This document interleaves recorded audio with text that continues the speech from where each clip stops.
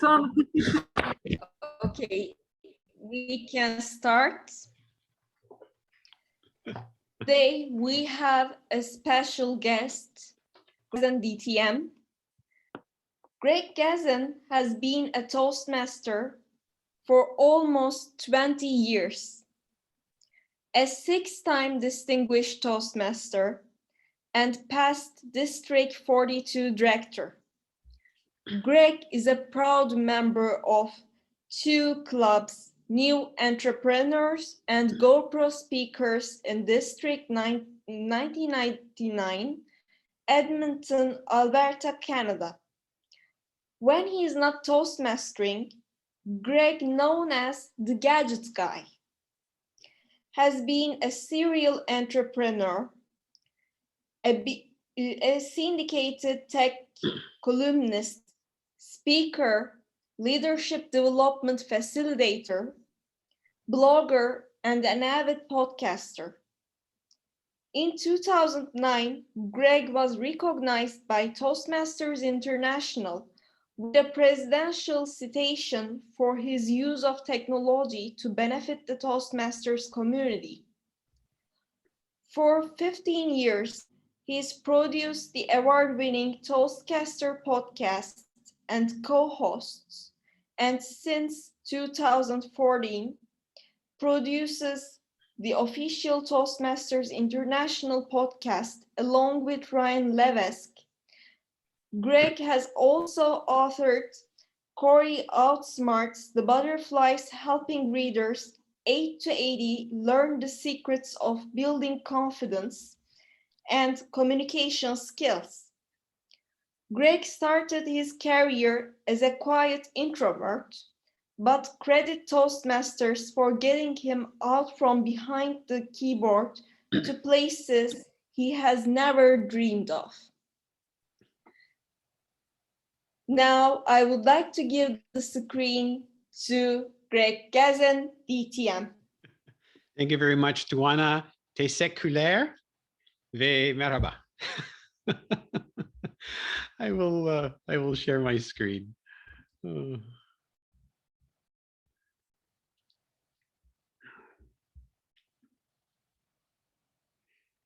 Hope you can all see that. Hope you can all hear me. Excellent. So I'm just kind of wondering out there, have you listened to a podcast lately? Feel free to show reactions. Of course, if you're watching the replay, you could just talk to yourself if you want, just out of curiosity. And if you have listened to a podcast, if you want in the chat, feel free to drop a name in the hat there, drop a name in the chat, if you are so inclined to do so. For those of you who aren't familiar with podcasts, just a fun fact that they've been around since around 2001. And the term podcast was coined by a BBC journalist, Ian Hammersley. He took the word iPod and he took the word podcast and put them together and created podcast. And if you want to think about it, it's basically like an internet radio show that you can listen over the internet. You can download it or listen locally on your computer or your phone. So that's sort of the quick about podcasting. Oops. Yeah, okay. There we go. So in today's session, what you're going to do is we'll discover podcasting. Hopefully you'll discover that there's the value of podcasting. I'm going to share some examples, not in audio, but just different examples. And I'll certainly give you some links and some resources at the end so that you can listen to them on your own time. We'll offer some tips on creating one. But also podcasting adds a lot of value by helping you learn and improve some of the skills that you could use in your everyday life. So we'll talk about questions that you can use, how to effective questioning. We'll talk about interviewing. And of course, there's no session with the gadget guy that isn't complete without checking out a few gadgets. Now, we're also going to have fun. That's also a requirement.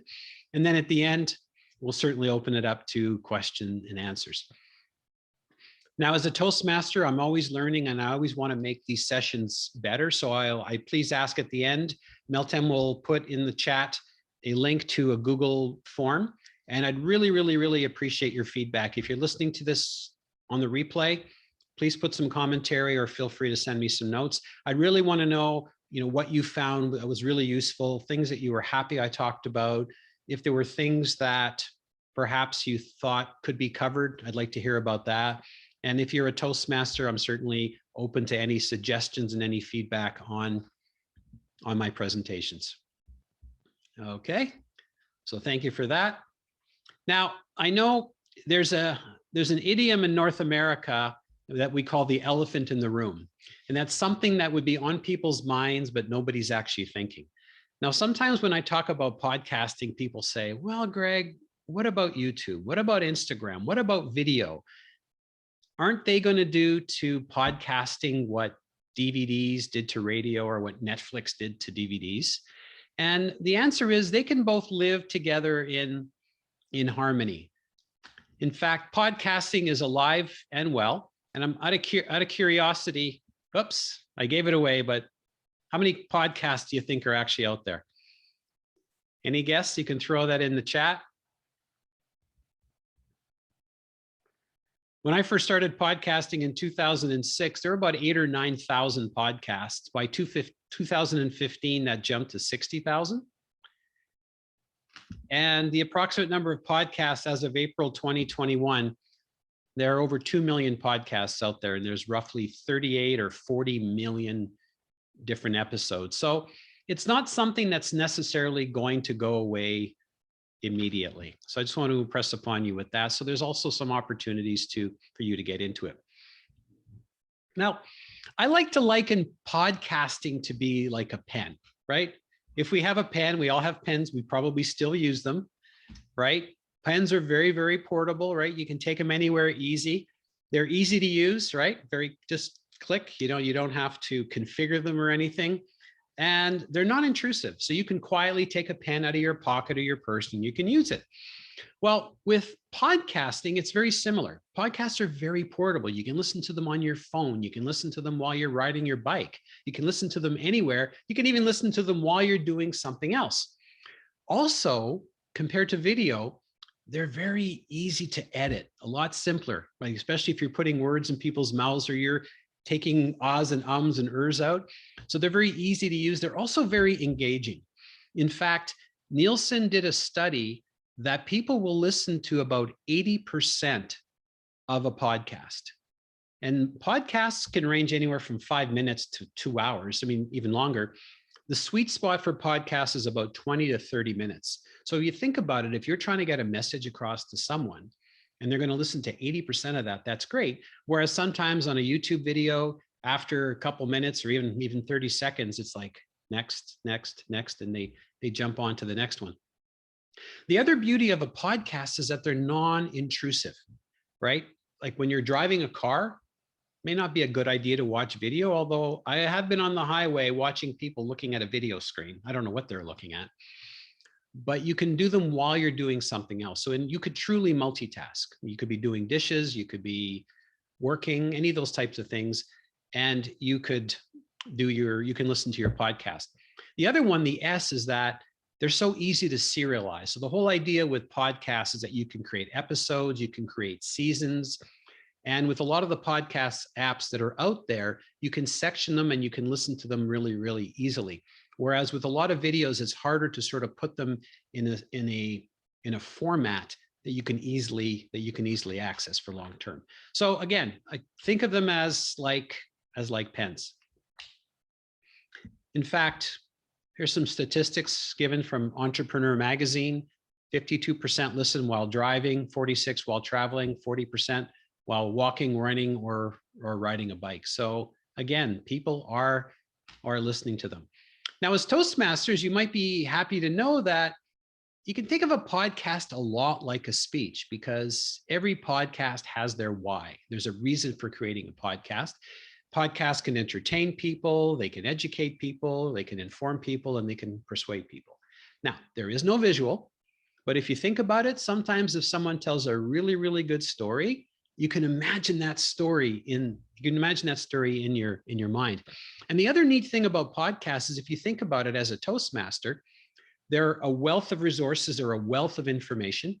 In fact, 74% people, the study was done, that 74% of people listen to a podcast because they want to learn something new. Although ironically, the most popular types of podcasts are actually comedy podcasts. So it's kind of misleading on each side, but that's what the statistics actually say. But what's really neat about podcasts is that they're examples and practical applications of what we learn and what we do in Toastmasters. And there's podcasts on really every conceivable topic. So to start off, I want to share with you the two podcasts that I'm directly involved in. And the two podcasts are the Toastmasters podcast and Toastcaster. So the first one, the Toastmasters podcast, that is the official podcast of Toastmasters International. How many of you here are familiar with the Toastmasters podcast? Any of you heard of it? Anyone? Okay. Now it's been around since 2009, and it was founded by Bo Bennett, the guy on the left. And I joined, my co-host Ryan is also on the right. Now, Bo mostly works now in the background. He doesn't appear he doesn't produce or host any of the events anymore. So it's primarily myself, who I'm in Canada, and my co-host Ryan Levesque, who is in Boston, Massachusetts in the US. And we basically host and we also produce the episodes. Now, when we talk about having a why for the podcast, the why about the Toastmasters podcast is we like to consider it an extension of the Toastmaster magazine. So most of the topics and most of the guests, they come from either maybe people that we interviewed, people that were interviewed in the magazine, or perhaps people who wrote the articles.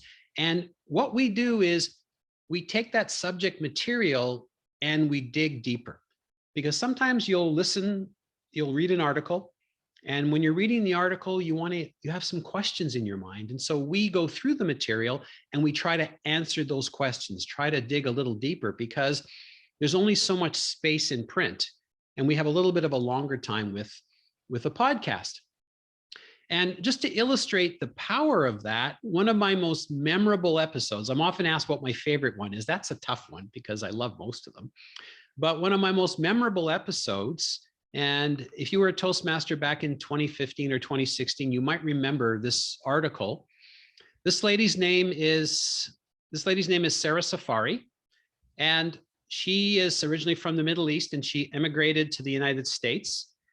And her story was about her clinging to life on Mount Everest. She was halfway on Mount Everest, hanging on a rope during the earthquake that hit Nepal in 2014. And I believe there were 20,000 people that were killed in Kathmandu. Now, reading it, the story was phenomenal, but think about hearing that in her own words, right? And then asking her questions about what that was like. So that shows you how powerful the podcast is. And again, the way she described things, you're now imagining it in your head, which would not have been the same if there was video. Also in the podcast, the other thing we do is we have regular features, like we just recently spoke to Margaret Page, who's the new Toastmasters International President. A couple of months ago, we talked to Richard Peck. I'm not sure if Richard Peck visited your club or your area, but he did a world tour. I think he traveled virtually to all 140 plus countries.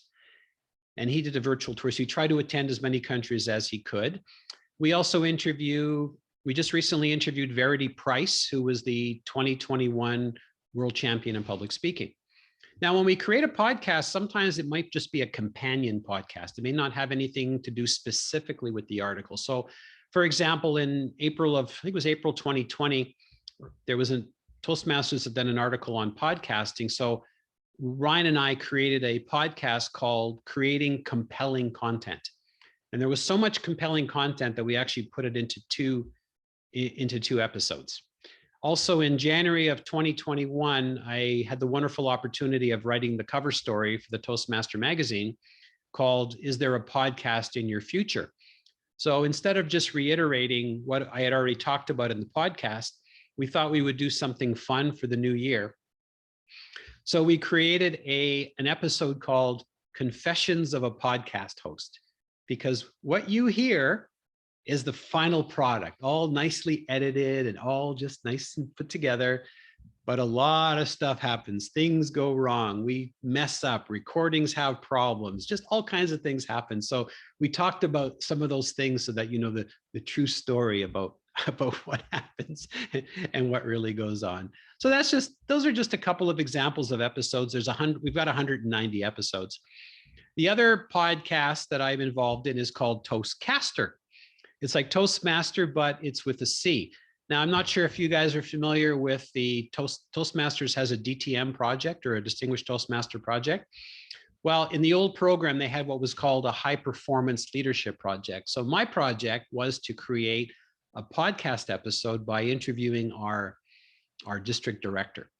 And it was really intended to be just one episode. And 15 years later and 150 episodes later, I'm still going. And it's no longer just for Toastmasters. What I did is I evolved it. I still call it Toastcaster, but I've added the Communication, Leadership, and Learning Lab. So we like to try a lot of different things. Memorable episode, 1 month in April of a couple of years ago, I was the Toastmaster of the day, and the theme was April Fool's Day. So I did a little research on April Fools, and I'm not sure if you celebrate it there or not. And at the end, it was about a 2 or 3 minute session. And then I realized this is a really incredible story. So I talked to one of my editors, because one of the things I do is write articles. I wrote an article about the origin of April Fool's Day, and then I did a podcast on it, which was actually kind of fun. Another one that I really love is in our district, there's 2 Toastmasters, and their daughter, her name is Dr. Shauna Pandya. She's a citizen astronaut.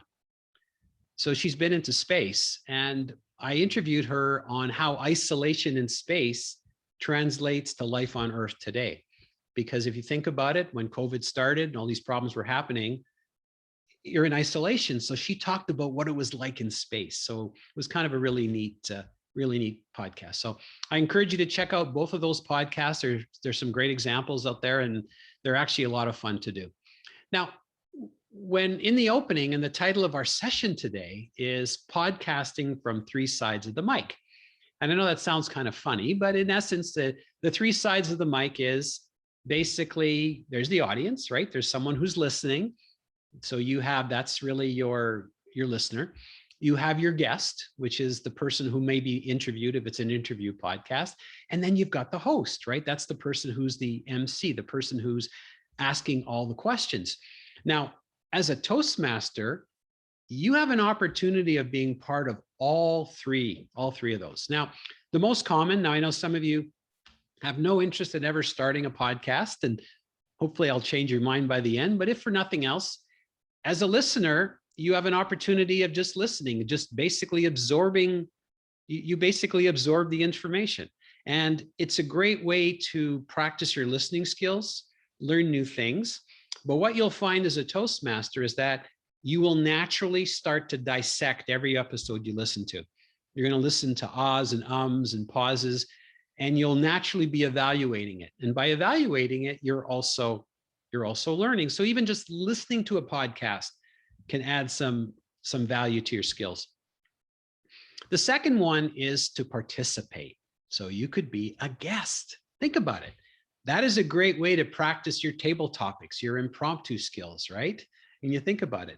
Now, in terms of value, if you're a guest on a show, you could be promoting a product or a service that you offer. Maybe it's for your work. You could be promoting your company. You could be even promoting your Toastmasters. You can talk a little bit about your experience doing speeches.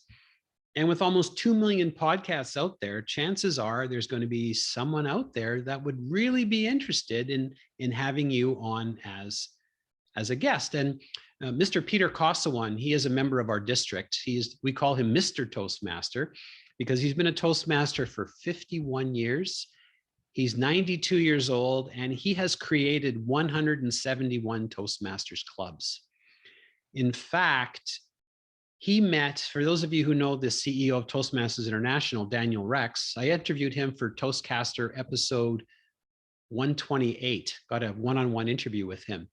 He shared a story about how he met Peter Kosawan when he was a junior employee at Toastmasters, and Peter met him at a convention, and talk to him about all about creating Toastmaster clubs. So the person who is our CEO was once sort of junior to Mr. Costa once. So that's actually kind of fun. But one of the things I learned from Peter, he said, Greg, he said, never give a free speech. You know, get paid or get credit. So at least getting credit, try to find some project in Pathways that you can get credit for. Of course, there is that level 4 elective in Pathways, so to learn how to do a podcast. So that's just something that you could that you can think about. Also, as a guest, I allow my guests to use the material for their own portfolio and for their own personal website, because it's a great way to showcase your skills. Now, if you're really, really adventurous, you can start your own podcast, right? And I know people are kind of cringing, going, oh no. Now, it will take a little bit more time. It's going to take planning, and of course, it's going to take a commitment. But just, you can think about just starting small by maybe even just recording one of your speeches. So here's a few examples of some podcasts. So again, you could do it for yourself, you could do it for your club, you could even do it for your business. You can record your speeches, testimonials, all kinds of different things. In fact, you could just record your own ramblings and you got nothing to talk about. You don't ever have to release it as an episode. You could just keep it for yourself. But if you look on the screen there, you'll see the one on the left. I did a podcast called The Importance of Casting Your Vote at an International Convention. So there are the results of the third vice president. That was a number of years ago. As you can see, the results, 4 votes. They had to go back for a recount. And in fact, if I'm not mistaken, the one with the lower amount, I think, won that one. I really can't remember. The second podcast was an example of an individual who created an app about when you rent a car to record everything that's damaged ahead of time, so that when you go back after, you can prove that, you know, I didn't make the scratch or I didn't dent the car, and it's all done securely. And then the third one, as you can see, I found a podcast online, which I tried to use. It's called Let's Learn Turkish. And it's a great little podcast. And the lady who created it, her name is also Meltem. She moved to Spain. She's originally from Istanbul, but she has a Spanish partner, and she wanted him to learn how to speak Turkish. So she has 55 episodes that she's created. So this is pretty cool. So again, these are some of the things that you could do with podcast. In fact, there is a podcasters dedicated club that just started last year in Dubai called Podcasters Toastmasters. And they meet on the first and third Mondays at 7 p.m. I don't know what the time change would be for you, but you could probably look it up. It's in the UAE. But they focus in on podcasts, and people share their podcasts and give examples of podcasts at their meetings. Now, by creating your own podcast, see, here's the big thing. By creating your own podcast, you control everything, right? You can control the message, you can control the content. You can decide if you want to have 2 hosts, no host, 3 guests, 2 guests. It's entirely up to you. You can do exactly whatever you want.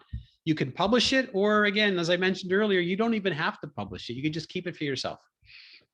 Some companies actually create internal podcasts just for their employees, and they allow them to listen to podcasts, right, while they're working. So there you go. They can multitask. So when your boss comes up and you says, what are you listening to? I'm listening to the company podcast. So anyways, we're going to talk now. We're going to go into talking a little bit more about creating your own podcast. Okay. So when you're creating your own podcast, even before you start anything, before you touch the keyboard, there's some of the things that you want to do there. So who here knows who that person's picture is? Anybody know that individual? No? If you've been a Toastmaster for a few years, you might know that individual. No? No. His name is Dhananjaya Hediarachi, and he is the 2014 World Champion of Public Speaking. And if you haven't heard his speech, it's called I See Something, or I See Something in You, but I don't know what it is. You might want to check that out on YouTube. And the reason, I'll tell you in a moment why I put his picture up there. But anyway, when you're starting your session, when you're looking at creating your own podcast, one of the things that you want to ask yourself is, when do you want to do it?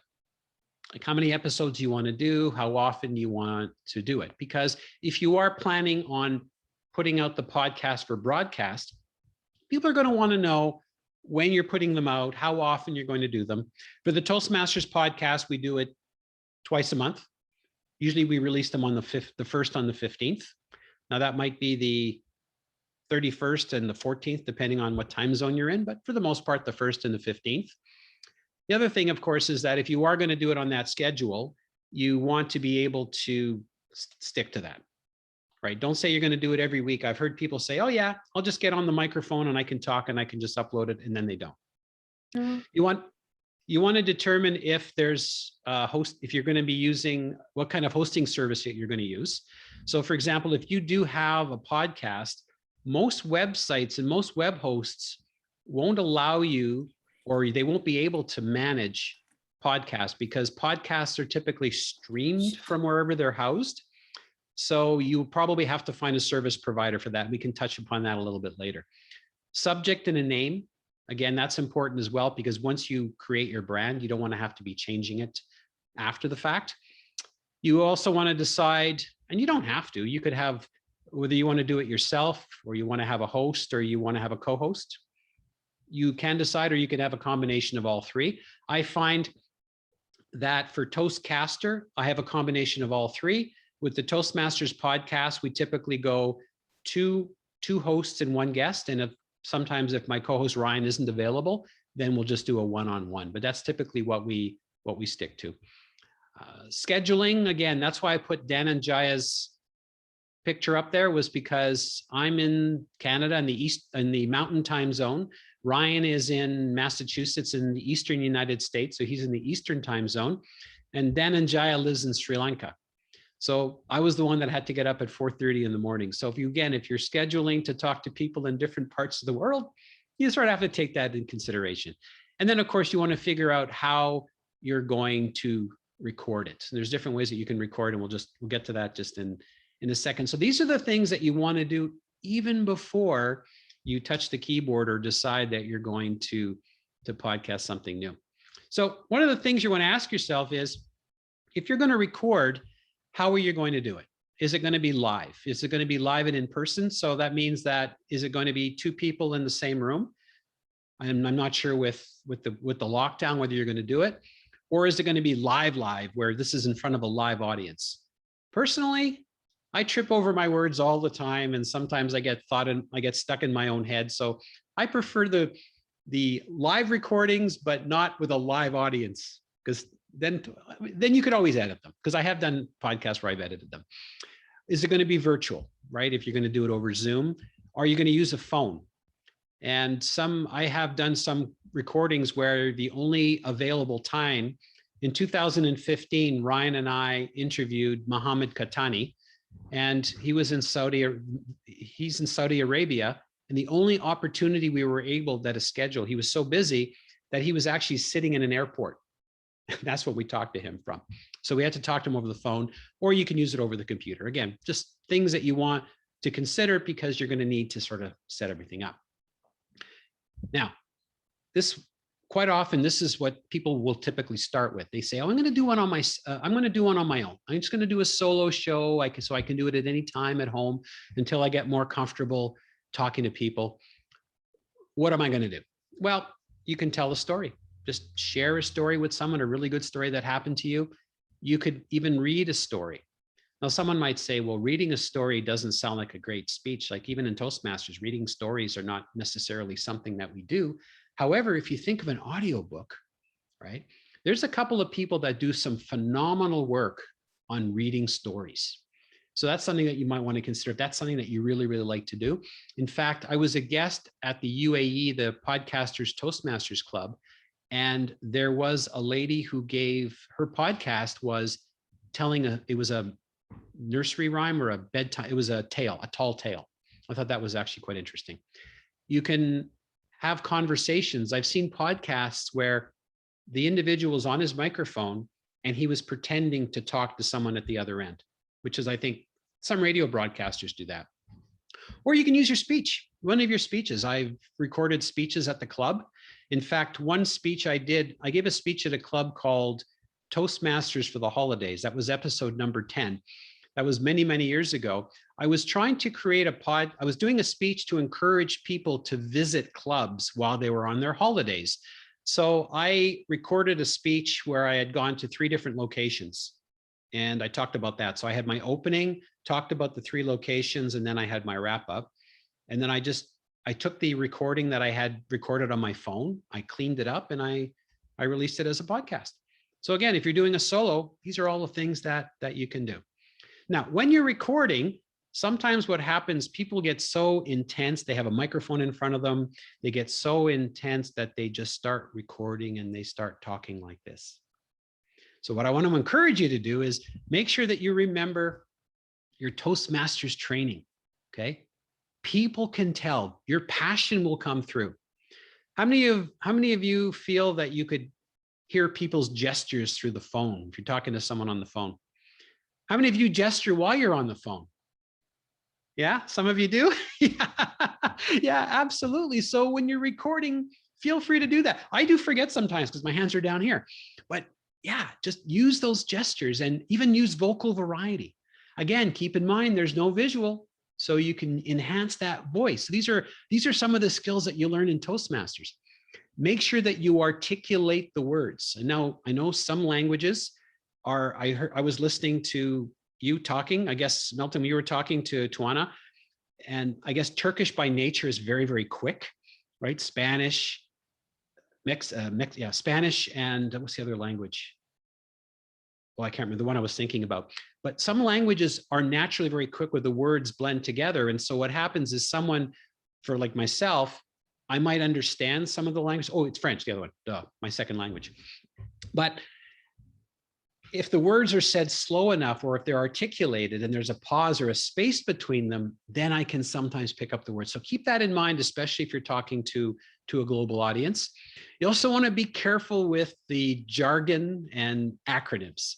So for example, I was listening to 2 ladies, they were being interviewed on a radio station and they were talking about Toastmasters. They were really excited. They were having an open house and they were trying to get people interested, but they kept using acronyms like CC and AC and DTM. Well, people listening have no idea what a DTM is, right? For us, it's a distinguished Toastmaster, right?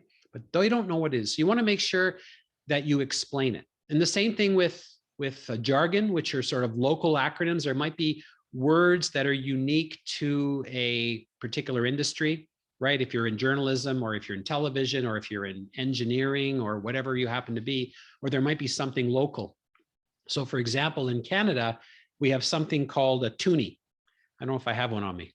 And what a toonie is, oops, do I have one in my pocket? No, I have a loonie. Okay, a loonie in Canada is our $1 coin. And the reason they call it a loonie is because you probably can't see it, but there's a picture of a loon on it. So if someone says, if you got a loonie, right? So just make sure that you're not using too much jargon. I remember one time I used an example that I belong to a digital media association here in Edmonton, and I belong to the national organization. And the national organization was called the Canadian Interactive Alliance, right? CIA. So if you tell someone you're with the CIA, that's going to scare them, right? So just something to do. And the other thing is, if it's necessary, spell things out. So it might be a word, it might be a web address, or it might be so for example, in Canada, the word color, we spell it C-O-L-O-U-R. In the US, they spell it C-O-L-O-R. So there's different spellings. So if you have something that's part of a web address, you might want to just spell it out to them. That's all, just little things like that. Former President Mohammed Murad, Toastmasters International President, one of the things he always said was, use your head and use your heart. That's one of the things that he would always say. See, I know I'm speaking fast now because I'm just getting excited because I love doing this kind of stuff. So let's talk a little bit about honing in those skills and interviews themselves. This gentleman, is anyone here familiar with this gentleman? His name is there, Mohammed Shakri. He actually is a fairly new accredited speaker, and this guy is so passionate when he speaks. And the beauty about doing interviews is that it's a great place to really practice your skills. It's also, again, as I mentioned before, it's a great way to learn something new. And the real cool thing is you might hear 20 minutes of a podcast, but chances are we may have spoken to the guest for a lot longer. So especially if it's someone that is an expert in some particular area or you want to find out more. When we talked to Sarah Safari, we spoke to her for over 60 minutes, even though we only aired 30 minutes of her interview. So it was just a phenomenal experience. My co-host Ryan Levesque, one of the things he said to me was, he said by doing interviews, he also learned how to build rapport. And that was one of the things that he liked as well. So that was one thing that was really, really important to him. He also found that by doing interviews instead of solo, that he was forced to prepare a little bit more. Whereas sometimes if you're just on the mic, you might have a tendency of getting up and just speaking into the mic. Well, this way you're forced to prepare, and also knowing that you only have X amount of time with a guest. Like if a guest comes on and says, I have another call in 45 minutes, so we need to be finished within 45 minutes, then it'll actually keep you focused. Okay. Now, guests. Where do you think we can find guests? I'd like you to put that in the chat. Where do you think you can find guests? Find them all over the place. Where are good places? If you're looking for a guest, if you want to do a podcast, where are you going to look for a guest? Anyone? Don't be shy.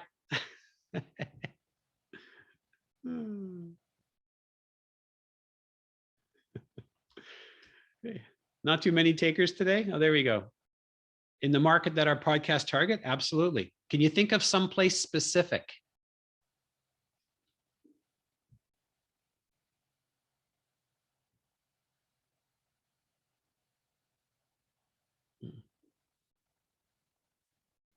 Yeah, LinkedIn, Spotify, YouTube, absolutely. All of those things. But there's more. Friends, experts, people who are professionals, social media, you mentioned that there, magazines, and even fellow Toastmasters. All you have to do is look in the news. If anybody is promoting something, let's say they've got if they got a brand new book out, chances are they're going to want an opportunity. There's Mohammed Katani there. If you're not familiar with him, he's the 2015 world champ. On the top right is Bob Huey. He's the only accredited speaker in our district. He became an accredited speaker in 1998. And at the bottom is a lady, her name is Glenda Sheard. She was our district social media manager. And what's interesting is I remember her telling me how she's been on radio and TV. She does a lot of volunteering. She does a lot of guest hosting. But yet when I interviewed her, she was actually quite nervous. And some of the things she felt that no matter how much you know, you can always learn more. Here's a quote that I like to share with people. If you want to interview someone who doesn't know you, you'll likely never get to interview them unless you ask. And sometimes the hardest thing to do is ask, but if you ask, they just might say yes. There is a famous disc jockey. I'm not sure if they still have disc jockeys anymore. Those are the people at the radio station that play the records. I don't think they play records anymore. I think everything is all digital and electronic. And I'm sure you guys all know the Beatles. Well, he was a famous disc jockey in Canada who he was on stage and he introduced the Beatles in 1964. This is a long time ago, long before our time. And it was a famous evening because what had happened was that night, the crowd had gotten so rowdy that the manager of the Beatles had asked him, his name was, why am I drawing a blank? Oh dear. I'm just drawing, how can I do that? I'm drawing a blank. All of a sudden I forgot his name. Red Robinson, that's his name. Sorry about that. So the Beatles manager, Brian Epstein, asked Red Robinson to go up on stage and ask the screaming crowd of mostly young girls to quiet down because it was just getting so rowdy. And then people were all moving around. They said, you know what, you got to get up on stage and tell them to calm down because otherwise we're going to stop playing. So he gets up on the stage and John Lennon goes up to him and he gets mad at him and he says, "Get off my stage." So then he turns around and looks at the manager, and the manager says, "Yeah, it's okay for him to be there." So it's kind of funny. This guy interacted directly with the Beatles. As it turned out, the crowd got rowdier and rowdier. This was the first concert in Canada. The Beatles left the stage after 22 minutes, and they went right to Los Angeles, where next day they performed live at the Hollywood Bowl. But anyway, he was creating a new book, and I wanted to interview him about that night and interview him about his experience. And I was very nervous, but I contacted him and he said yes. So it was just absolutely, absolutely amazing. So just all you have to do is ask, and you just may be surprised. Okay. So now when you're doing your podcasting, you want to prepare your guest. And at the same token, you're also preparing yourself. So what you want to do is you want to gauge their comfort level. And what I discovered is that you can't make any assumptions. I was interviewing a Toastmasters. I was actually interviewing, he was a former Toastmaster. He was a world famous speaker. And I found out he was nervous. And I couldn't figure out why.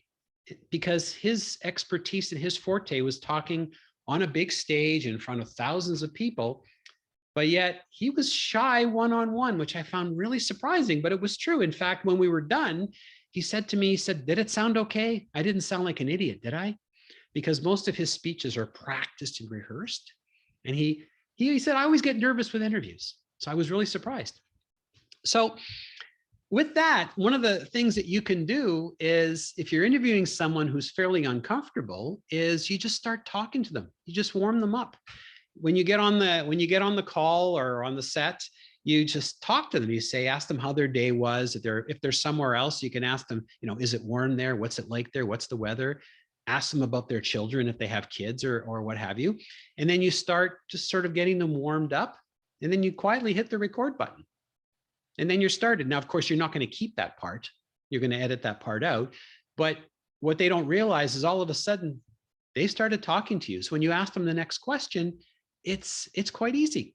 Another thing that you want to do when you're interviewing someone, because again, you want to try to keep the time as tight as possible, is, let them know things that do's and don'ts. So one of the things, for example, you can let them know is, if they start a question and they're not happy with it, just tell them to stop, pause for a second and start again, because you can always cut that part out. Or feel free to ask a question. Like if you're not familiar with something, or if there's a question that they didn't understand the question, so they can say, "I don't understand the question." And so maybe what I'll do is I'll reword the question a little bit differently. And then things not to do, of course, if they have, obviously you want to try to make the room as quiet as possible. You want to make sure that they've got, you don't really want them to use the built-in microphone and built-in speakers, because that leads to feedback and noise. So those are little things that you want to do. And being careful if they're wearing, some people wear the earbuds with the cord, and sometimes the cord rubs against the shirt or the sweater, and when it does, it makes a noise. So little things like that. And the other thing you want to try to do is have them not be reading things. Now, it's okay if they read. Like I have a little bit of an informal script in front of me. It's just sort of words, because I'm pretty forgetful. So I can't just write one point, because then I'll forget it. There's a couple of phrases that I'll write out to make sure that I say them right. But try not to have them reading it word for word, because I had one lady and she was so thorough in the preparation that she read every single word. And one of the ways that you can also get around that is ask people, "What did you think about that?" Or "How do you feel?" So those types of questions, right, don't lead to just a scripted answer. It's little things that you can do. And try to get them to be as natural as possible. And then you, of course, as the host, you set the tone. So you want to try to be as encouraging and as helpful as possible. So those are little things to prepare your guests. So if you're also a guest, those are things that are also important as well. And so there's some specific things that when you're a guest that are also very, very important. And the first one is preparing for the obvious. Now you go, "Well, what does that mean, Greg?" I interviewed a gentleman who was promoting a book and he had an event coming up. And when I asked him about it, he said, oh, well, that's my publicist takes care of that. I don't know exactly when that's going to be. So that's a missed opportunity. So for example, if you want to encourage someone, if you're trying to do a little interview to encourage people to join your club, make sure that you know where the location is, when it's going to be, and how they can find the place, right? Now, we can put those things in the show notes, but it's also nice to have it there, especially if people are listening in the car. You also want to try to determine the expectations. So if you're a guest on a podcast, what is it the host is expecting from you? Like, is there a certain aspect or certain things that you want to talk about or you don't want to talk about? Those are the things that you want to try to get in as well, because it's going to be impossible to get the individual's whole life story. Again, watch for jargon. We already talked about that. And also using relevant examples. I've had people that spout off all kinds of statistics.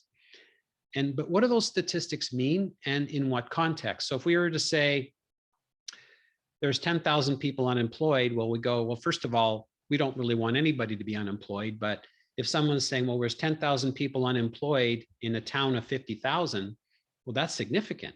But if it's 10,000 people in a town of 10 million, then it's not as significant. So there's relative terms. Or help people imagine the size of things. I remember I was in the Mall of America in Minneapolis, and it's the largest mall. Well, it's debatable that our West Edmonton Mall here is also considered one of the largest malls as well in the world, 800 stores. Yeah, in a town of 1 million, that's kind of funny.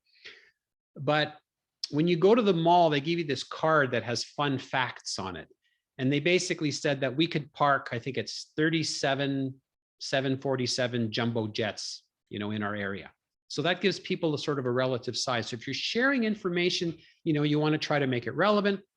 And the other thing, you want to try to make the information as concise as possible. They're called sound bites, because you might have 20 things to say, but there's not enough time to say them all. So what you want to try to do is maybe, pick the best ones, right?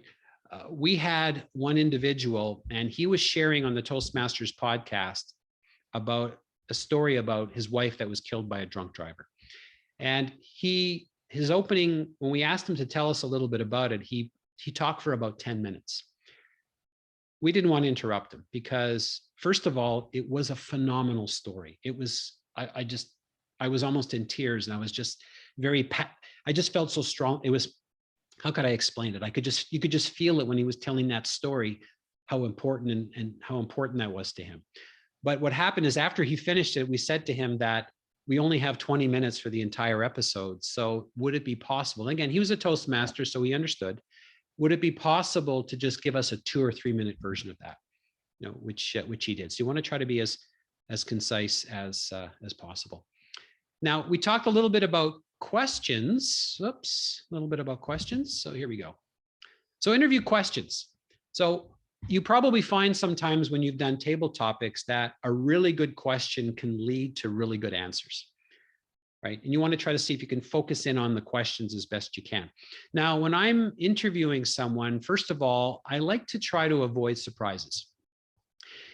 And what I mean by that is, sometimes if somebody's interviewing you for the news, like it's hard news, you want to know exactly what happened, what went on. They're trying to, or even when they're interviewing politicians, right? What'll happen is they're trying to get the scoop. They're trying to get you to trip up. They're trying to find something controversial. I just want to have a really good conversation. So if I have something that is very dear to their heart, or something that might be very difficult, I will ask them ahead of time whether it's okay to talk about it. In that picture that you see there in the middle, this fellow's name is Greg Van Borsum. And he was featured in the 2015 Toastmaster magazine. He is a new accredited speaker. And he was a marksman. He was a bodybuilding champion from Australia.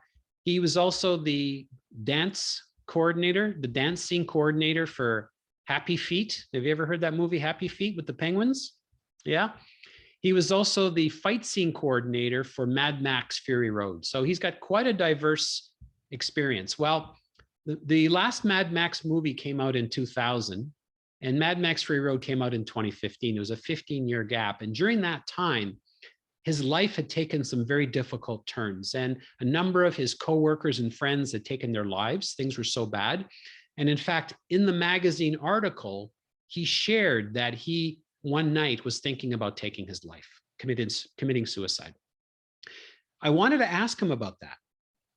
I wanted to make sure that it was okay ahead of time to ask him that question. So I didn't want to be any surprises. I didn't want to just say, hey, tell me about the time you're thinking about committing suicide. You just don't want to say something like that. So you ask ahead of time, and then you lead into the question. That's typically what I would do. Now, I asked Greg, because this is a topic that he talks about. That's one of the things he talks about is suicide prevention, and he's involved with a number of groups. And I asked him, I said, how do you approach someone to ask them that question without difficulty? And he said, position it in a way that you're asking the question to help others understand the topic a little better. And I thought that that was absolutely phenomenal. So again, you can ask those types of questions and they lead to some really great answers. Other things might be something as simple as, instead of asking someone, well, tell me about your job as CEO, because then they can go on for 20 minutes. You can ask them a question like, what is it like being a CEO? What do you really enjoy the most about what you do? You'll get original answers and it'll be really, really exciting. Open-ended questions, I think that's pretty straightforward. You don't want to ask questions where it's just a yes or no answer. You want to try to ask questions that can lead, excuse me, that can lead to some great conversation. Now let's talk a little bit about recording. I see my yellow card is up. My yellow card is coming up. So recording, again, obviously you want to record it. If you want to share it, just give me a sec here.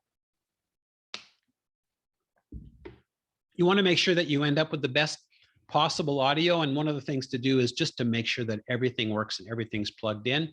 A good friend of mine, Rob Levine, had an opportunity he did a live interview in front of 3,000 people of a very famous individual. And he was recording it for a podcast and the mic wasn't plugged in properly. So he never did get a recording. You want to have a redundant recording. So for example, in case your recording fails, in fact, right in front of me, I have my iPhone and I just have the voice recorder on it. So just in case it fails, at least I'll have the audio. You want to record some noise and some tests. So for example, there might be a fan going in the background. We interviewed one fellow where there was an air conditioner in the back. He couldn't turn it off. So we recorded just dead air with the fan noise. And there are some tools that will allow you to edit that out. And you also want to make sure that you record on multiple tracks. So let's say I'm talking to you, Tawana. So you would be on one track, I would be on the other. So by chance, if by accident we were to speak over each other, which can happen when you're having a conversation, you could edit it. If it's on one track, then you can't, because then the voices are on top of each other. And the other thing that's important is, even when you're finished the official recording, keep the recorder on, because sometimes after the fact, someone will say, oh, I forgot to tell you about this. Or there's a gentleman named Robert Cravallo. He's an accredited speaker. He's a private investigator from Hawaii. And not like Hawaii 5-0, but maybe kind of like that. But he started making an analogy about what he did, and he compared it to building a motorcycle or riding a motorcycle. It was a very good analogy. So we took that and we edited it back into the recording. So again, you want to keep recording when you're done. In terms of getting started, I mean, it's so simple to do. You got a voice recorder on your phone. You've got what I typically use if I'm recording locally, I'll use a program called Audacity, and it's a free program. You can have that for Mac or PC.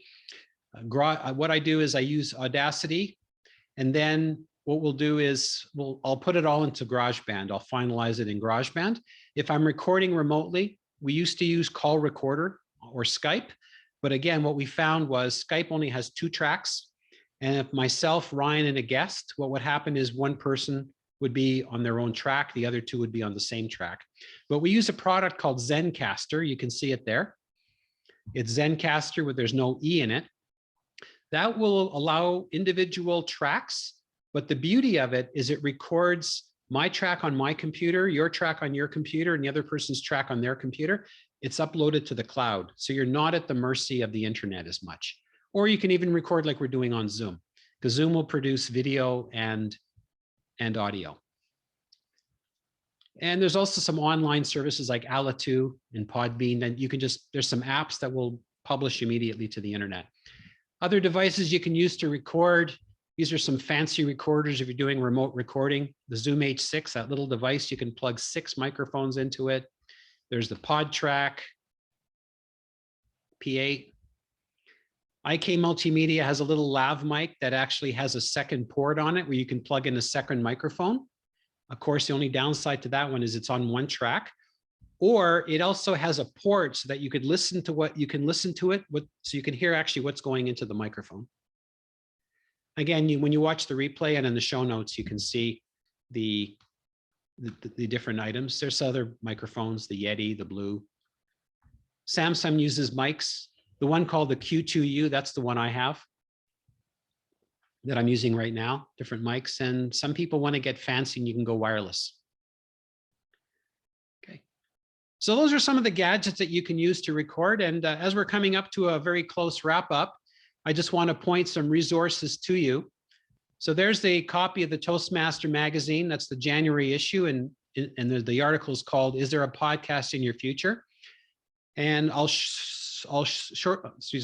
shortly give you a link, and there'll also be a QR code.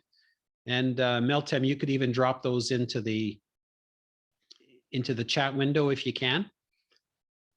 So there'll be resources. There'll be a copy of the slides. There'll be a copy of the entire magazine, and then a few other resources in there for you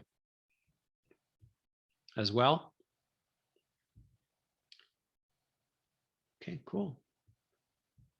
So we gave you some good reasons for being interested in podcasting, showed you some examples. We talked about recording, and now we're going to head over to some Q&A, some questions and answer. I see Tawana's taking a screenshot. So we'll go for some Q&A.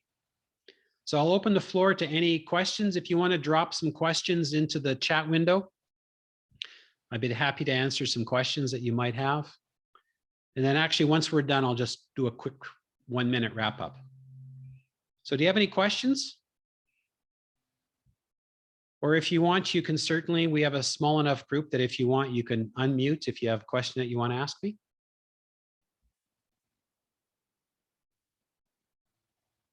Anyone? Yeah, Kara? Go ahead. Do you want to ask a question? Sure. Hi. Yep. Thank you so much for this amazing seminar. Oh, you're welcome. I was going to ask for some advice. I am someone who was not really thinking about doing a podcast, but as a result of my internship, things evolved in that way.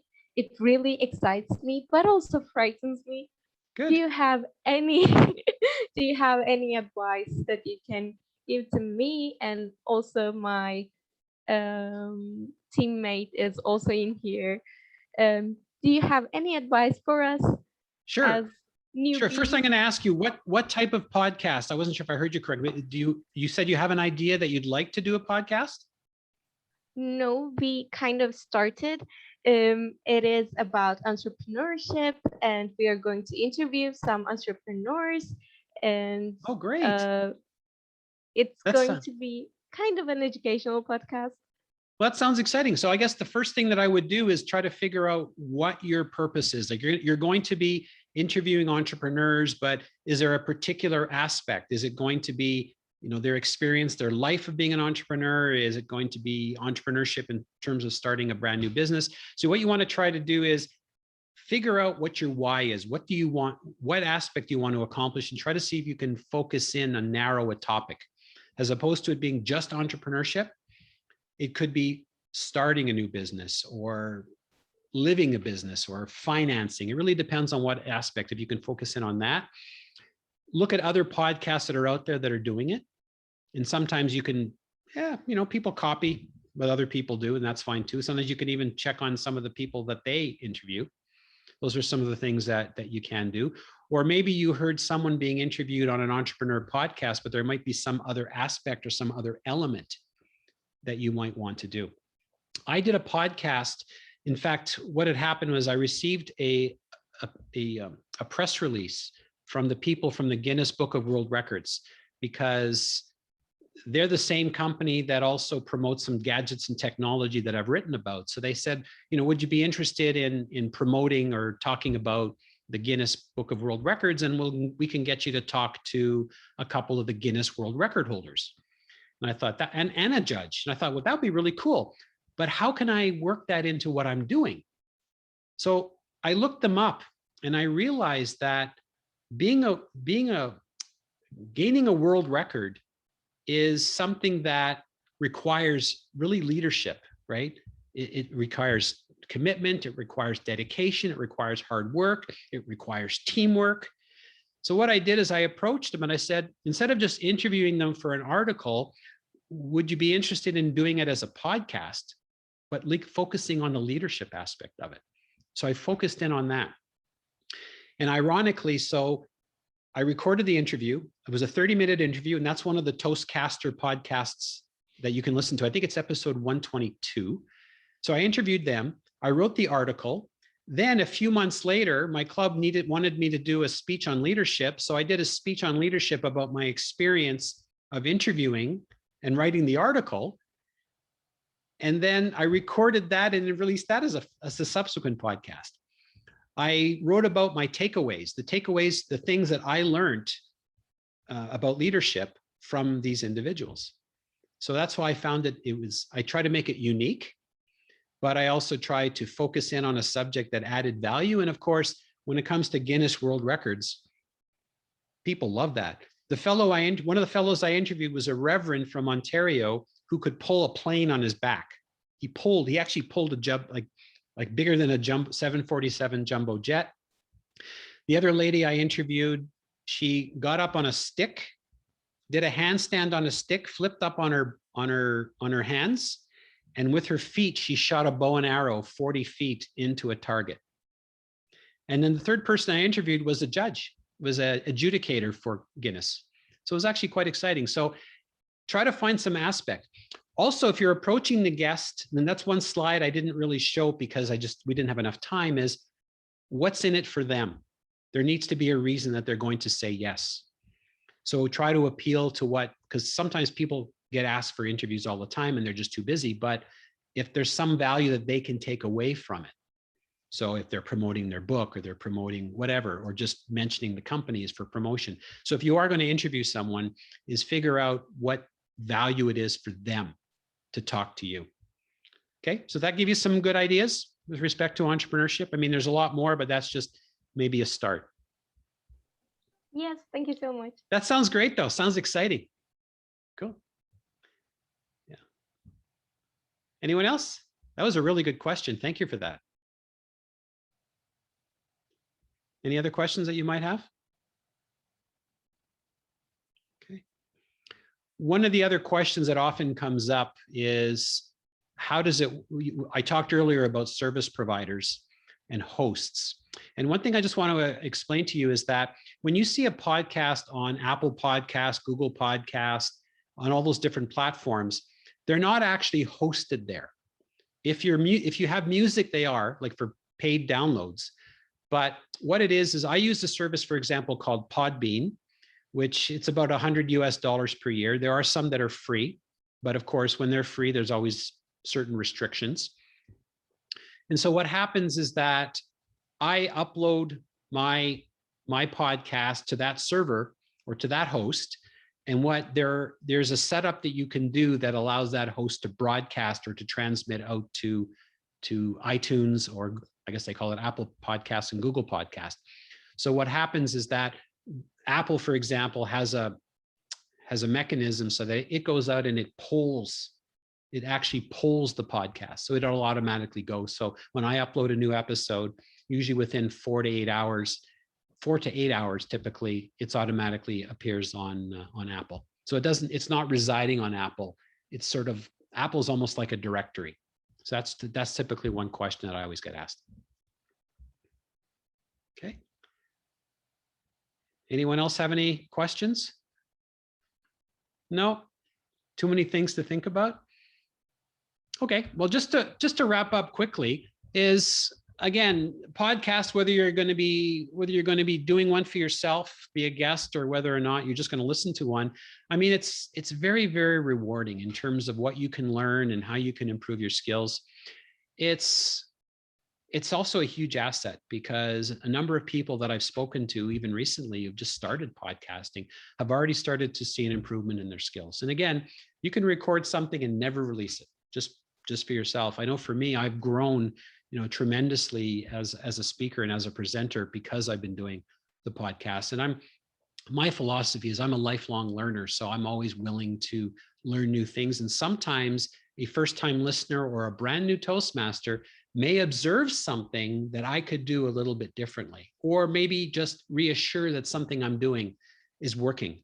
And that makes me feel really good. And that's actually really, really helpful. Great learning experiences. In fact, sometimes the people you speak to, you can learn so much from them.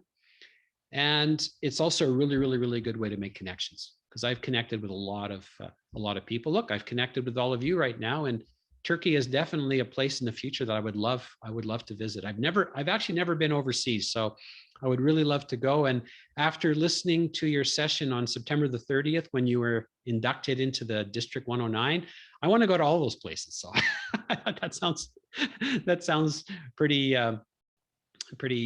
it sounds pretty exciting. And the other thing you want to do is just have fun doing it, because if it's not fun, you're not going to really enjoy it. And the nice thing about it is that you can always hit the delete button at the end, but at the same token, it can open up a lot of doors for you. I mean, who knew that my podcast, I would all of a sudden become the podcast host for Toastmasters International, which is absolutely phenomenal for me. So in closing, I want to challenge you all to record something. Whether you release it or not is irrelevant, but try to record something, or maybe even interview someone. Maybe at your next Toastmasters meeting, you could have a little interview, little Q&A. And then of course, check out the podcasting. It's an elective on level 4. Just requires you to do a little one. So with that, I'm going to basically say thank you. And I'm trying to remember the word. Does it Ijegjelar? I don't know. Ijegjelar. I don't know if I said that right, but anyways, thank you so much. So I'll pass it back to whoever is the host. Is that you, Twana? Are you the host, or is it Meltem? Thank you so much, Greg. Oh, you're welcome. I'll put that other slide back on. We're glad to see you.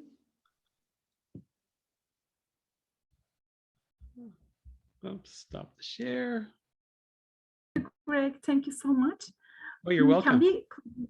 Can we close the recording? I think we stopped. Thank you so much. Can we close the recording? Yeah, stop.